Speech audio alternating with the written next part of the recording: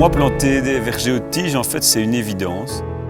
Des arbres aux tiges, robustes, vigoureux, plein de vie, plein d'oiseaux dedans, et qu'on ne traite pas et qui nous donnent en fonction de ce qu'on leur a donné. Il fait partie d'une polyculture, quoi. Soit une polyculture élevage, soit une polyculture avec du maraîchage ou avec de la grande culture. Sur cette même surface, on amène plus. On a du fruit, on a du bois, de la biodiversité forcément. Donc c'est en effet un verger complètement positif, sur lequel en plus on ne fait pas de traitement.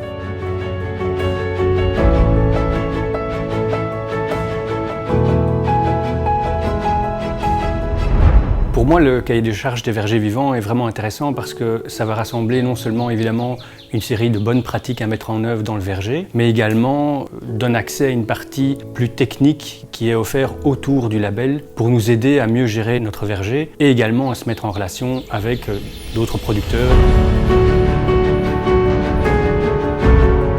C'est pas quelque chose de passéiste, c'est quelque chose justement de plutôt tourné vers demain. En s'inspirant des bonnes pratiques du passé, des bandes de fruitières dans une pente par exemple, elle va retenir les eaux, les racines de l'arbre vont permettre de drainer, ça va amener des brise-vents pour les cultures.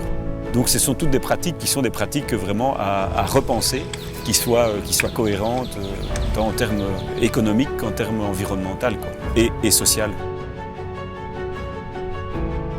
L'avantage du cahier de charges, c'est qu'il va nous aider et nous aiguiller vers toute une série d'informations pour pouvoir effectivement garantir au consommateur un produit qui a été accompagné par le label.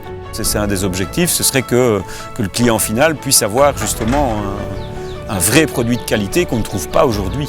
Et économiquement, ça peut pouvoir les valoriser à un bon prix. Ça va donner en même temps aux producteurs un certain gage de confiance. C'est une reconnaissance, oui, clairement, pour le producteur, pour tout ce qu'il a fait. Pour moi, la durabilité, c'est aussi la durabilité dans le temps, de pouvoir transmettre aux générations futures un verger vivant, aux tiges, durable dans le temps, et qui va permettre de produire sur au moins 1 ou 2 générations minimum. C'est aussi cette pérennité-là qu'on peut transmettre aux générations futures, ça c'est sûr.